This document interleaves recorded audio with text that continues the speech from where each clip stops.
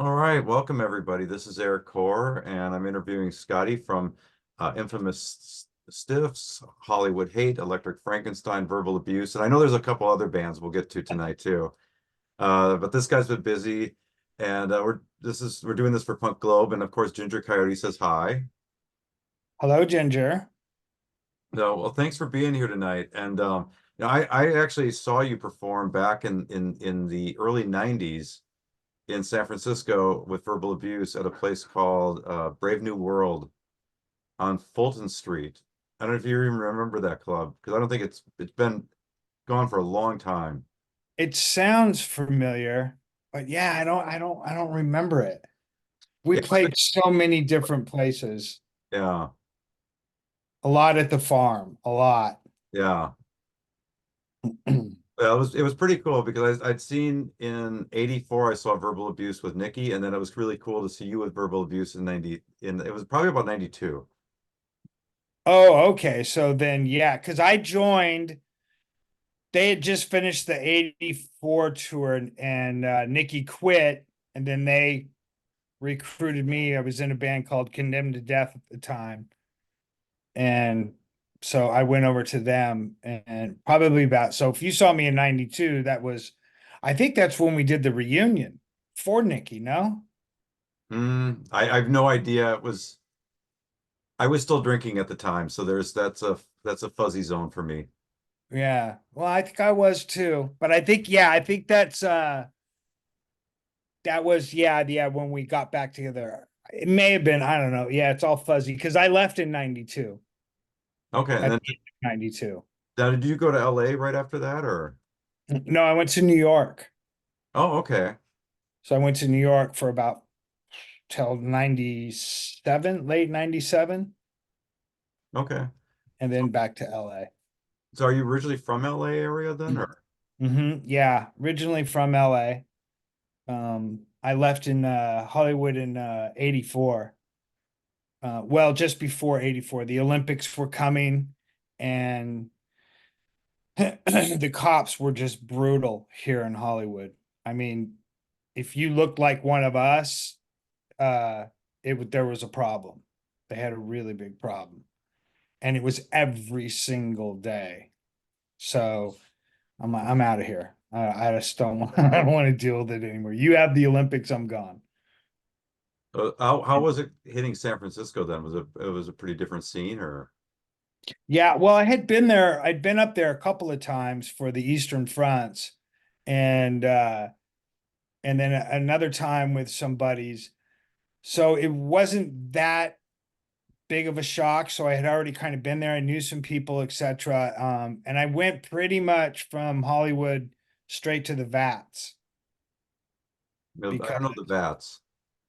so the Vats was an abandoned brewery down in the Mission, and it's where all kinds of bands, the Dicks, the Witnesses, MDC, DRI, everybody was rehearsing there and squatting it basically. I think they paid rent, but it was like $100 or something like that. But I went there specifically to squat because I didn't have anywhere else to go. Yeah, So stayed there till I could get a roof over my head, basically.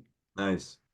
That was the period. Toxic Reasons was active during that period too, weren't they? Yeah, yeah. Used to see them at the MAB and yeah, yeah.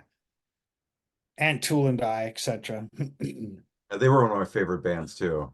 So Great band, brilliant band, yeah, really, really, really good band. yeah. I think they're actually re-releasing "Kill by Remote Control" on vinyl again, which is kind of cool. Coming up, they're going to do. I think so, yeah, because it's really hard to find. I don't, and so it'd be kind of cool to get a copy of that. Yeah, so that means they're probably going to end up doing shows again if they haven't already. I think they were doing something for a little bit, but it would be nice to see them come around again. Then I actually saw Gary play right before the pandemic. He did this really cool thing. He was calling it Texas back porch music. And at one point I pulled out my phone to videotape it and I put my phone away because I didn't want us to have anything between me and what was happening because it was one of the most amazing things I've ever seen. Uh-huh. That's about the best I can do to describe it because Gary just went to another place and He just, just left you, huh? He oh, was in dude, Paris. Yeah, it was like, it was one of the most, I've seen him sing over the years from the Dicks to a bunch of other bands, but this was like just him and acoustic guitar and he just started just wailing and it was incredible. It was, yeah. He has a tendency to do that because he's a really, really, really good singer. yeah. I have tons of respect for Gary, especially in Sister Double Happiness too, when he Oh, went that. yeah. And the theme song alone on that song is just mind blowing. Yeah, yeah, it's a great album. Yeah. So now you went from SF to New York. What dragged you out to New York then? A girl. Okay. So yeah, I was kind of seeing this gal and she bailed out there. She already had everything all hooked up. I didn't have fuck all. And I think I went there with yeah, like a backpack, a couple pairs of trousers, some socks. I know I didn't have any chonies. Uh and you know, that was it, kind of. And then just started hanging out there. How was the New York scene when you hit it out there? Because that was like the late 80s, right? No, it was the very beginning of the 90s. Okay. So it was much different than the late 80s. And I actually reached out to a friend of mine, sang in this band, Bad Posture, Four Way and Gloria. So he was like the first person I got a hold of when, and he had a rehearsal studio there. So he would let me go down there and watch his rehearsal, pay me some money because, you know, I didn't have nothing. Yeah. And I told him I had to buy some chones. So he's like, okay, go watch my studio and just leave 20 bucks under the rug. And I said, all right. And a couple bands came in. And as bands would come in, I would talk and all that good stuff. But I just was hanging out. You know, I Yeah. didn't know what the fuck I was going to do. I had to get San Francisco was getting weird too at that time, too. So Yeah. I kind of wanted to get out of there. Everything had kind of splintered and I don't know, music was weird, everything was fucking weird, and I don't know, it was just time to go. Well, I remember like the as the 80s ended, it seemed like punk bands were either trying to be metal bands, Hmm. and they were usually really bad at it, Hmm. or they would try to just become like straight up like rock bands. But very few bands were like playing real punk rock anymore. Right. Well, we went the route. We went towards that metal route. But a lot of the songs that we did, like Verbal Abuse, Yeah. that we did on Rocks Your Liver, most of those songs were already written um, by Joey at the time, Joey, Dave, and Greg. Yeah. So it was the original Verbal Abuse, except for me stepping in. And I think a lot of it happened mostly in the Bay Area, the crossover stuff with DRI, etc. Um, I think because at that time the metal scene and the punk scene were literally colliding together. Okay. And if you played those cross the punk metal shows, the kids with the long hair and the cut off vests and patches and stuff were just as pissed off as the punk rock kids in my view. And I liked that energy, so that drug us towards that more and more, and we started leaning towards that more and more. Yeah. Well, that's cool because I know some bands did it really well, and then some bands just kind of like because it's metal's a hard transition to make. Yeah, well, it's all guitar tone too, you know what I Yeah. mean? Most of like the hardcore stuff and everything, it's kind of it's metal already. You Yeah. know, a Yeah. little faster, but it's metal. And metal kind of bit that part of it as well. Do you know what I mean? So that was it was weird. That's kind of how it married in a sense. Well, it makes sense too because I remember the first time I saw Verbal Abuse, they were opening up for the Dead Kennedys, and Hmm. at the time, the Dead Kennedys in '84 were the that was the fastest band I'd ever heard. But then Verbal Abuse got on stage, and I had never seen or heard people play music that fast. Right. Like, like That first album. Yeah, yeah, yeah. It was like my brain was melting on it. I was like, what's happening here? What is this like? And it was so cool because it's like beyond anything I'd ever seen. And so I can see where that marriage worked out really Yeah, well. yeah, yeah. And you have to remember, Dead Kennedys are early. Verbal Abuse is coming in kind of tail end Yeah, of Dead Kennedys in a sense. So it was kind of like a new generation. You know, in England they called it UK 82. And in America it was kind of the same thing, but it was like you say, it was super sonic fast. yeah, And but with that metal guitar tone almost. Joey always had that even on the first album. I thought, my yeah. opinion. When I can see how those songs work really like because even Slayer covered a bunch of those songs Yeah, at one time, which was like a perfect, that worked out really well. So yeah. That was all Jeff Hanneman. All the of that punk rock album for Slayer. That was Jeff Hanneman finally got his way. that was cool. Yeah. And it was really cool to pay homage to all that. So then what finally brought you back to LA and then because I'm assuming by the time you got back to LA, it was a totally different scene again, right?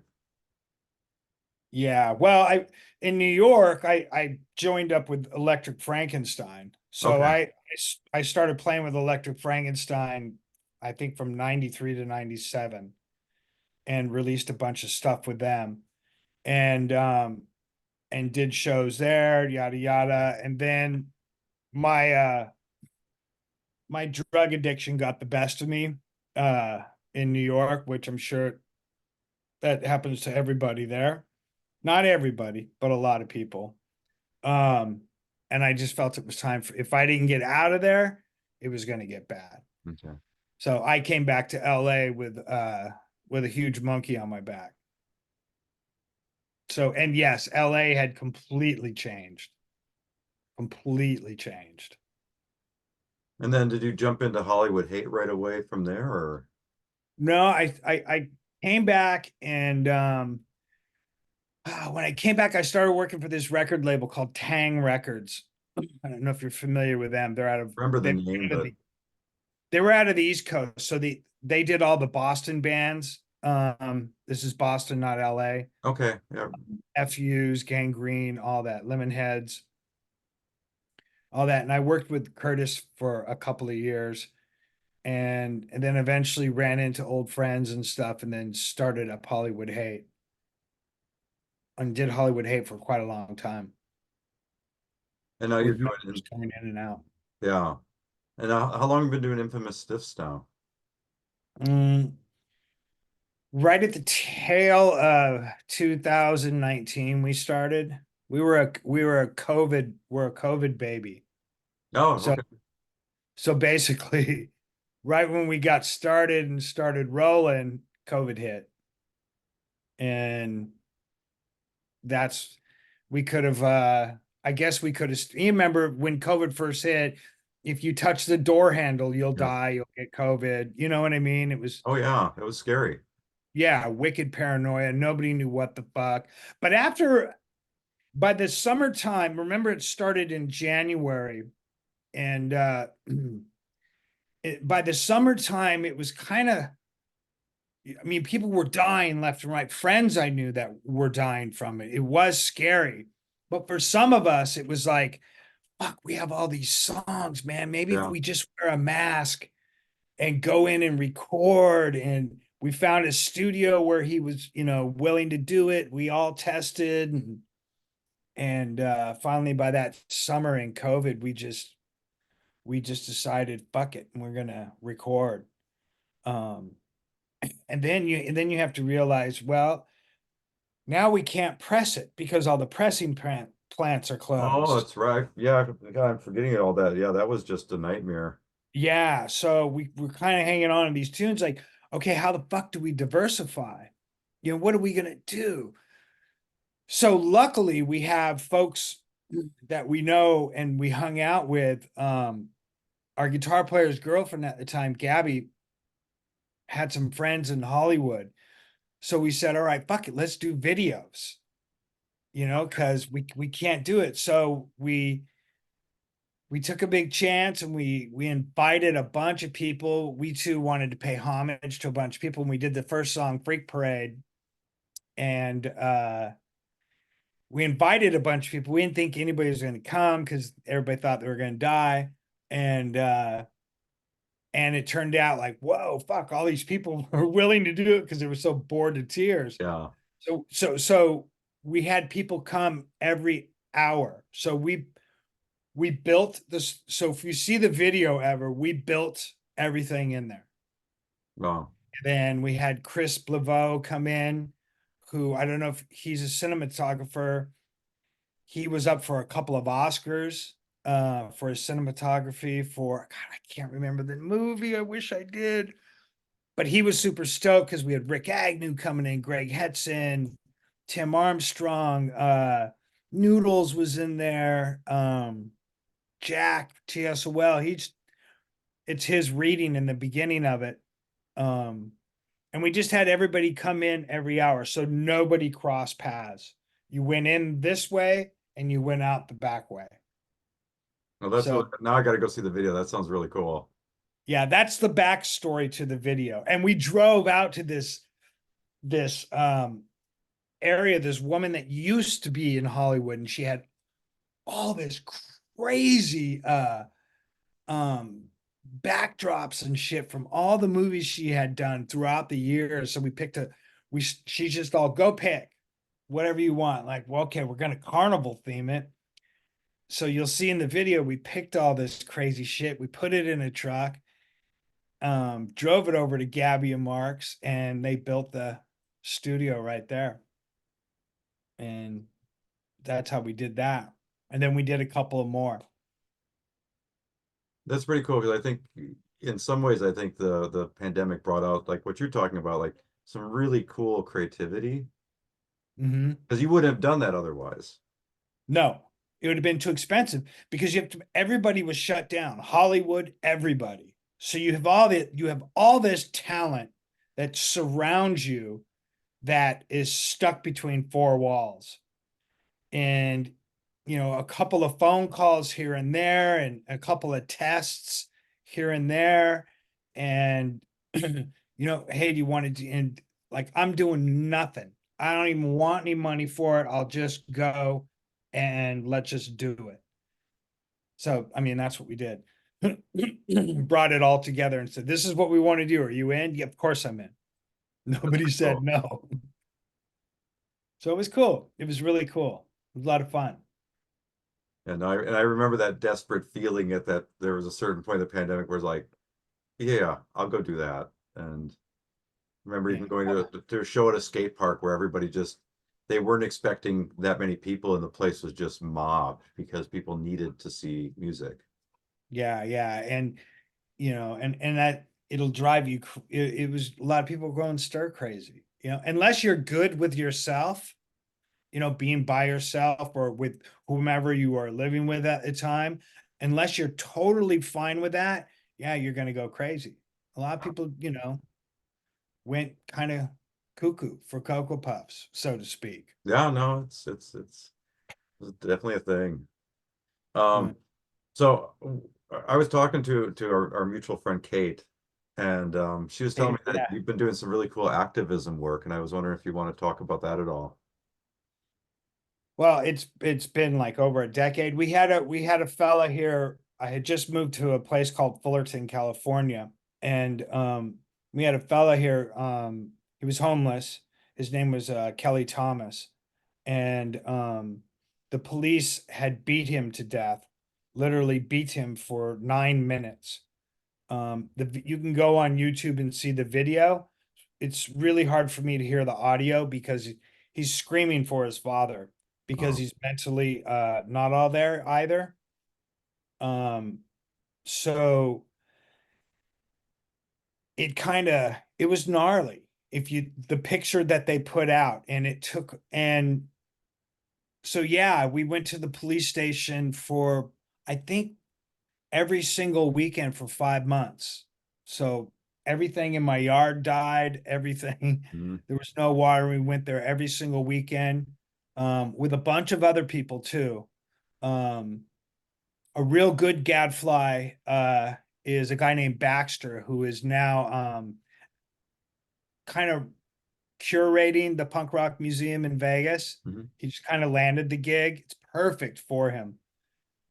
He was the best gadfly. So we fought for a real long time. Me and a bunch of other good people fought for a real long time to get audio, to have police um give us records, and because you'd be so surprised. See, they have, I don't know if people realize this, is the police have a direct line to the media because they need to solve cases and stuff like that. You and I, we have to go out and do something crazy for us to maybe get on the news. You know what I mean? But it seemed like the news was giving it kind of an equal share. So they would send out what I called their version of Baghdad Bob, and and then they would talk to the protesters as well, because the protesters, not everybody had mohawks and shit like that. They were normal, you know what I mean, Right. straight people. And we got 3 city council members recalled, all 3 of the old white guy regime, um and and I ended up at city council meetings for a long time, um and was real interesting to see when people say it starts local, that they're not kidding. Mhm. It's real interesting to see the shenanigans that go on. Um, the chief of police went and literally hid. He just disappeared and hid. Still to this day, nobody knows where he's at. And Wow. so, so and we had art shows, Murder for Art, which Baxter put on. He did an excellent job in that. We had an art exhibit. At the end of the art exhibit was a booth which was all black, and all you hear is thump, thump, thump. So the meaning of that booth was you were to sit in that booth if you could stand it for 9 minutes, because that's how long they beat Kelly Thomas. Wow. So it was a lot of heavy, real heavy shit. And to fast forward, uh ended up going to the trial, and they let all the cops go, even though there's straight video, everything, all witnesses, and they didn't even get excessive force or nothing. Wow. And then the actual jury was put into hiding, never heard from again, none of them. Not even journalists could track them down. Wow. And then I started a radio station. I was DJ Dogpatch, and I'd be on for about an hour, 2 hours, and then I'd have a thing called Cop Block, because it's punk rock. I mean, there's anti-police songs for years. Oh yeah. So I would do, middle of my program, I would do what you call Cop Block. And at that particular time, no one was really filming cops or anything like that. But it was starting to bubble up. And I was getting recordings of, especially because Occupy was going on at the time. And and where you live up in Oakland, it was gnarly up there, Oh what they yeah. were doing. It was straight war. And so yeah, that was another way. And then I was nicely told that I should tone it down, which of course, anybody that knows me, no, I didn't tone it down. I ended up making Cop Block 10 minutes. And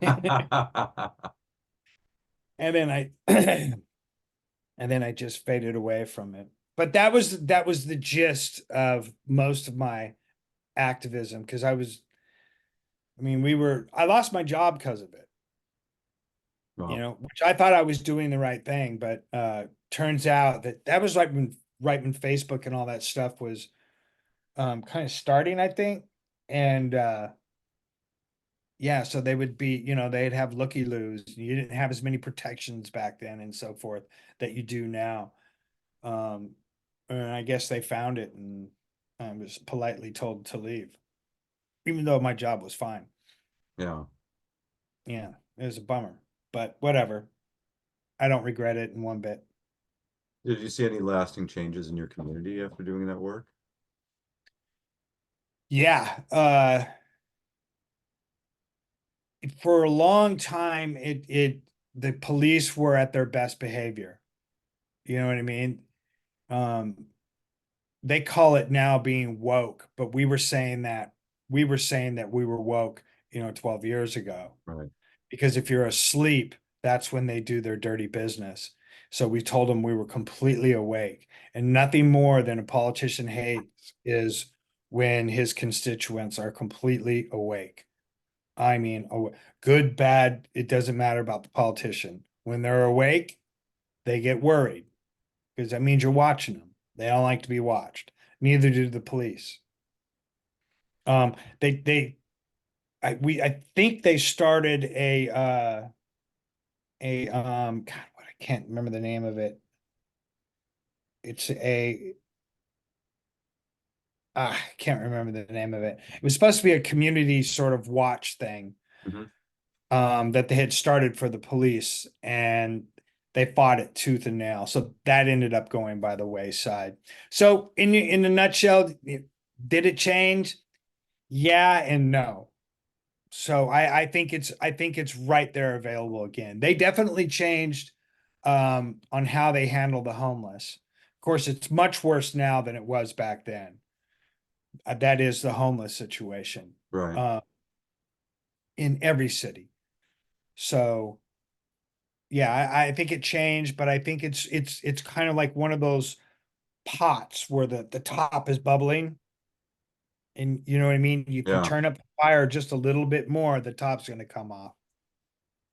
So and yeah. Well, that's really cool because I think a lot of people think of punk rock as just kind of angry and expression, but like that's the action. Yeah. Well, I mean, if I'll tell you, if you get a chance after this, Google or YouTube, go to YouTube and search Kelly Thomas Okay. beating. And if and when you see it, you'll see why people got drove, you know. People were drove. Tony Yeah. Adolescent was there. There was a lot of folks involved. A lot of really, really good people involved from all walks of life. Not just punk rock, but a lot of punk rockers. Yeah. Feel Um, like that had a big impact on your art? I'm sorry. Do you feel like that Oh had a big yeah, impact? yeah, yeah. Oh yeah, definitely. I mean, well, we were right at the. We had just put out the Hollywood Hate, and our music was becoming a lot angrier and faster. And we had wrote a really good song called "When Pigs Become Hogs," which is still on the cutting floor. Maybe we'll do it with Infamous Stiffs. I don't know. Yeah. Um, yeah, it definitely did. It made me you like I said, you get involved in that city hall stuff and you start seeing the shenanigans. I mean, you're like whoa, you're taken aback by it, you know? It's wild. It's really wild what these people think they can get away with. It's really wild. Yeah. Well, I appreciate the work you did because I think that every time people take those stands and all those little things that happen like that, those movements, I think they do have ripple effects. Yeah. Yeah. No, no, no. Yeah, this was I mean, me doing that, I had a ton of friends reaching out that would show up on Saturdays. Tons that normally wouldn't. You know Yeah. what I mean? I got to do this. I finally get a day off work. I got to do yard work or whatever, hang with Right. the kids or whatever. But a lot of them, and they were bringing the kids too, you know? Um, Well, like in San Francisco now, we have street response teams. I don't know if you have that down in LA area, but like if somebody's having a mental health crisis, instead of the mhm. police, they'll send out these teams. And they're people that are there without guns, without tasers, that are just trying to like help people talk them through the crisis and get them somewhere safe. which is a And is that, huge shift. how is that? Is that working out? I mean, I've seen it. I saw it in person one day because I saw a guy. He was it was down by where we were practicing. It was kind of like this industrial area, and a bunch of people were camping out there, and I saw this guy in the middle of the street just starting to young guy, maybe like 18 years old, taking Mhm. his clothes off in the middle of the street, and like he was completely naked, and it was like he was praying to the freeway, and I was like, I don't think he's Have an all there. episode. Yeah. Yeah, yeah, Episode. and so I called the community response team, and they just said, hey, can you keep an eye on him?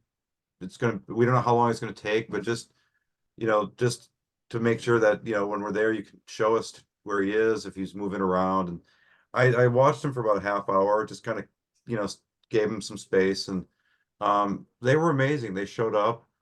It was three folks in a van, and they just said, hey, you look kind of cold. Would you like a blanket? Mhm. And it was just and he's like, oh wow, thank you. And I mean, he had no idea his clothes were sitting right there or any of that. It was just and yeah, I was moved by that.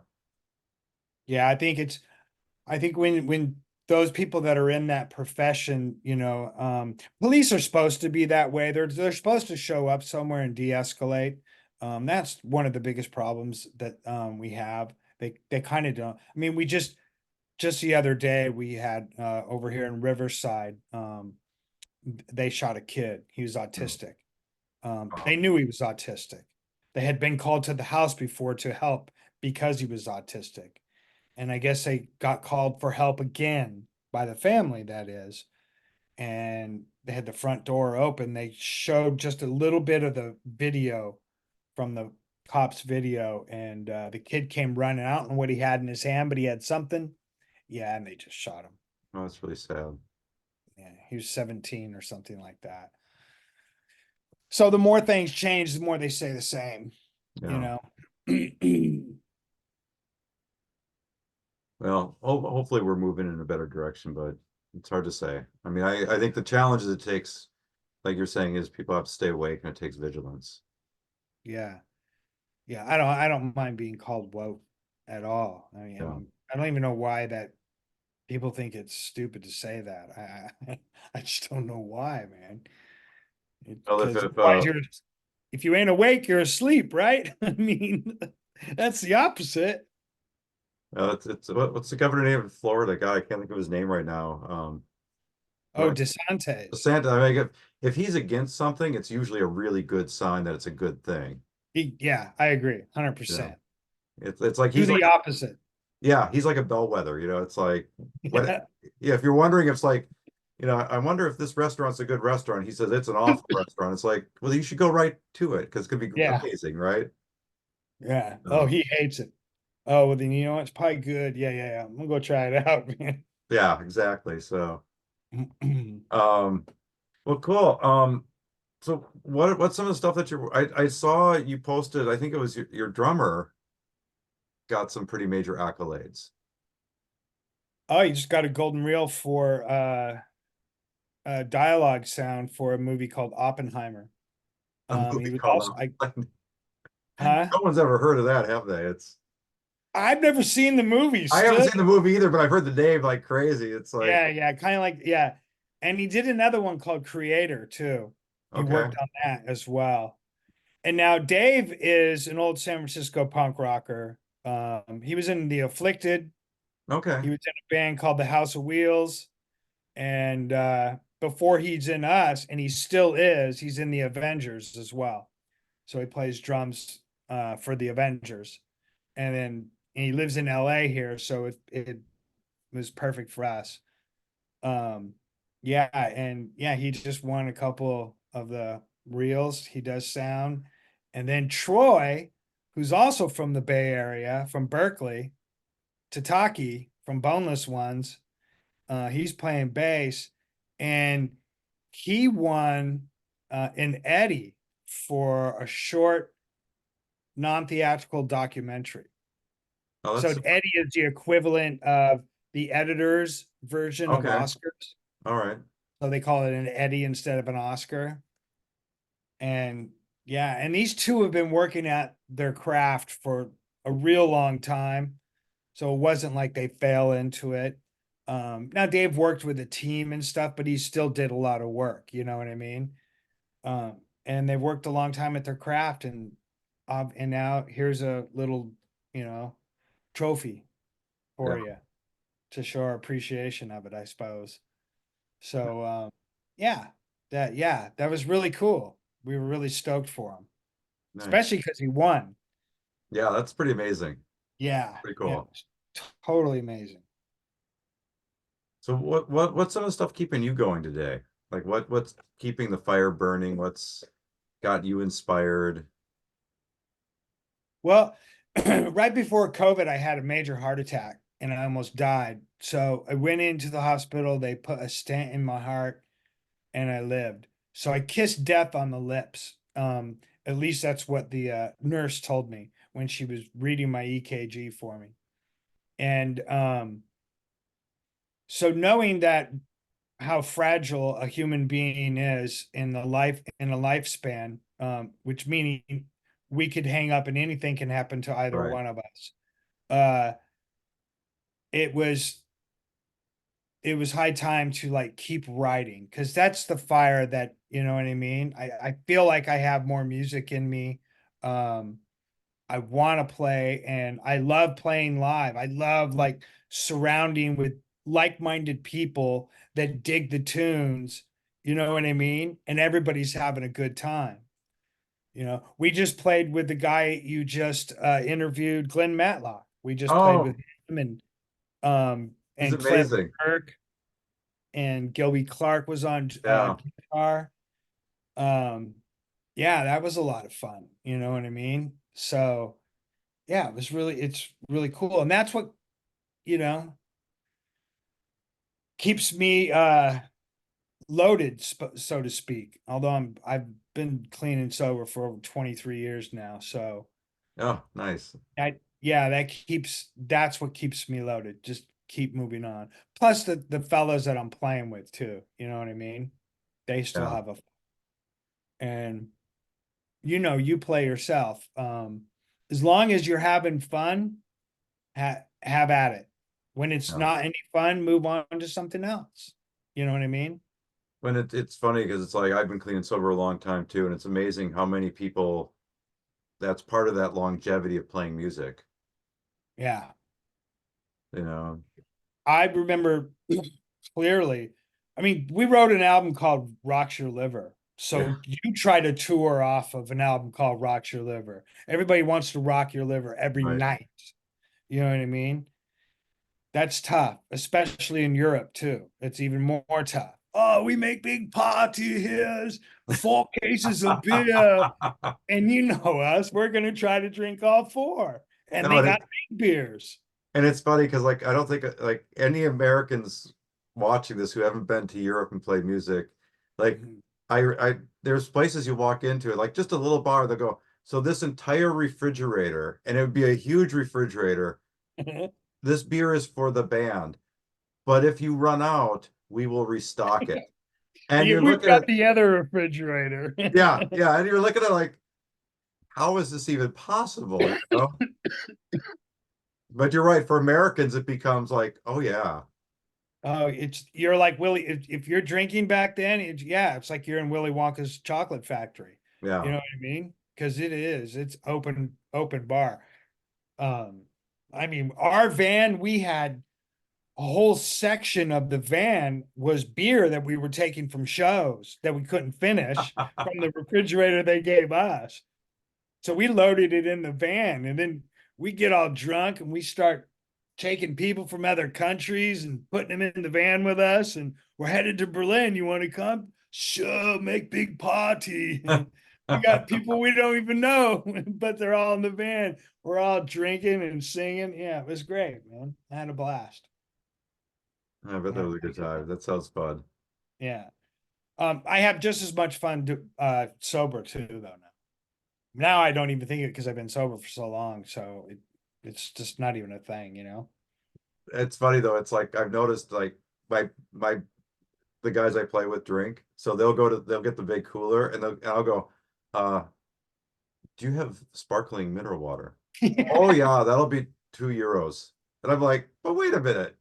You just gave them Right. a couple $100 worth of beer, but Yeah. See, my big complaint with when I was there was no bubbles. Don't give me any water with bubbles. oh, see, I love the bubbles. I'll I I can't sing and be burping and farting and throwing up in my mouth. So no more bubbles, man. see, I like the burn in my throat. I love that. Hmm. It just, but, well, if we're ever over there at the same time, you get all the still water, I'll take the bubbles and we're cool. All right. And then we'll make it so we don't have to get pinched for €2 too. Yes, yes. No, no, no. I'm not paying you €2. Because when we were there, they were still doing Deutschmarks and Francs and whatever the Okay. fuck else anybody was doing. I mean, we did the live album when the Berlin Wall came down. Oh, that's so cool.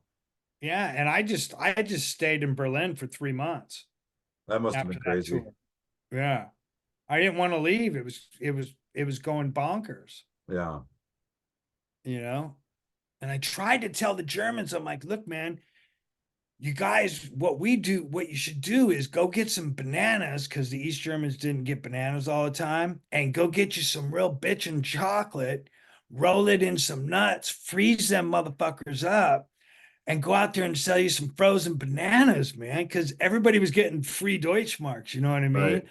You'll make a killing, five Deutschmarks a banana, and they'll eat it up, man, drunk or not. Of course, they didn't do it, but it was a good scheme. Yeah. That sounds like a lot of fun. Yeah, it was a blast. So, do you guys got any tour plans coming up or? Not for Infamous Stiffs. We're doing shows here and there. Now we're kind of because of the new band members, we're kind of in a writing mode sort of Cool. thing. So we're people are calling, you want to do this show, you want to do that, sure, okay. Right. So we'll do the one-offs and stuff, but I think we want to get up north. I know we're up there in August, but I think I want to get up there in May, sometime in May. Just do a couple one-offs in the city and um Satan Cruise or whatever. Um, but I saw that the Kilowatt in the city was backing Action. Yeah, they're And doing that's shows again. Yeah. yeah, and that's my old stomping grounds, Guerrero Street right there. Oh yeah. And it's a trip because I saw it go through so many different phases when it was the compound, the firehouse, then Kilowatt. Yeah, it's a trip. That neighborhood is so posh now, you wouldn't even recognize it. No, no, no. I went back like about 10 years ago and I did see valet parking out in front of Pancho Villa's, and that bombed me out. I did see it. Because where the cop right there at Pancho Villa's, where the cop shop is there still a Right. cop Oh shop? yeah. Yeah. That used to be owned, that was just a Pepsi place. So we Okay. used to jump the fence and steal Pepsis, right? And then go knock on the window for Pancho Villa's because it's 2 a.m. and all the burritos that people didn't want, like, oh, that's not what I wanted. Oh, okay. They had a ton of them. So they give us a full bag of burritos. We just stole some Pepsi, go home, drunk munchies, and it was beautiful, man. Oh, We that's did it awesome. all the time. All the time.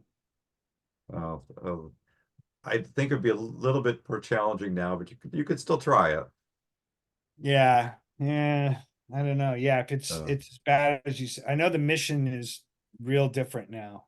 it's it's yeah, it's a different. I mean, there's still parts of it that you really still feel like home, like still feel like that. It still has all that cool vibes to it, but there's a lot of it just shifted. But that's like most big cities, I think. Yeah. I mean, when I was leaving New York, the East Village was getting that way. Yeah. U2 was playing to open up a fucking Kmart right there at Cooper Square. And they were gonna play to open it up. And the weird thing was there was a club called the Continental. Next to the Continental, there was a little cafe called Anarchy Cafe The ironic thing is McDonald's bought the Anarchy Cafe and it became a McDonald's. All right, I got a little bit of good news for you. So you know where Pacifica is, right?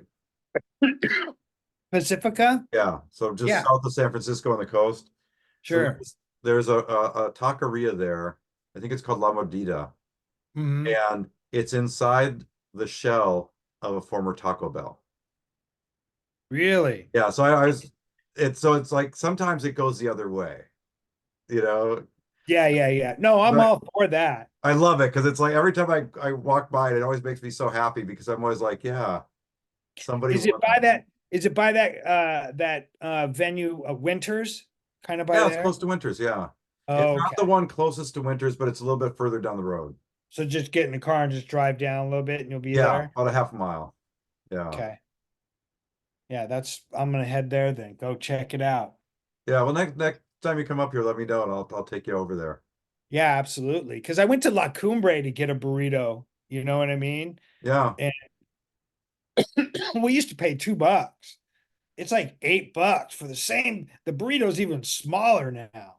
Yeah, I went there the other day because that used to be my favorite and it didn't grab me the way it used to. It was kind of a bummer. Ah, because you could go to Ponte Villa and get them big ass burritos, Yeah. right? You'd have what we call a burrito roach easily left over because you Yeah. can't eat that whole damn thing unless you're starving. And so you would always have a bunch of burrito roaches in the refrigerator, and you can nuke those things up and have at it, man. Never heard it called burrito roaches before. That's pretty funny.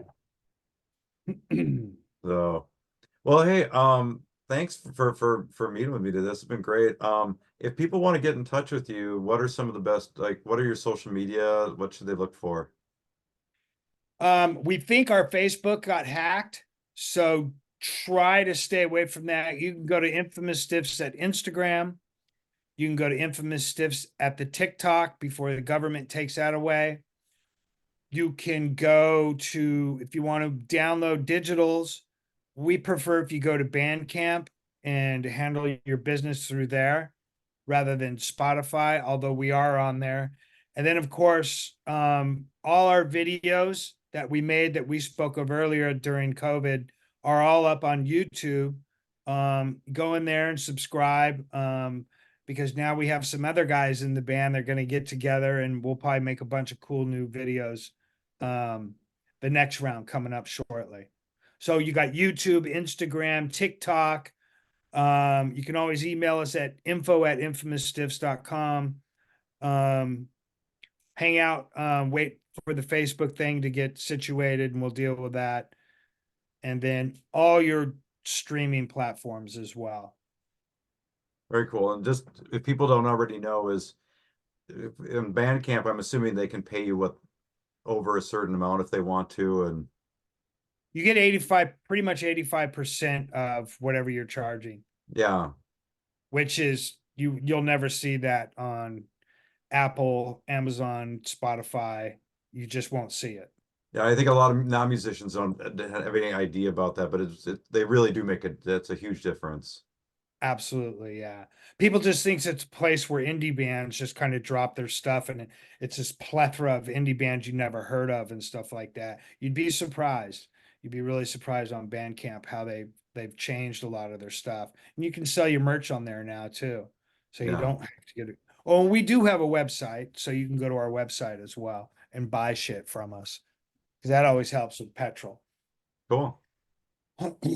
All right. Well, I look forward to seeing you next time you come up here, and thanks again for meeting with me today. And uh, Absolutely. Thanks for looking forward having to me. hearing the new music. Yeah, we'll shoot it out to you guys as soon as it comes our way as well. And well, I'll holler at you when we cruise up north. Cool. I look forward to it. And do the same if you come down south. Definitely, definitely. Okay. All right, All Erik. right. Thanks. Great talking with you. Catch you later. Okay, cheers. All right. Bye Bye. bye.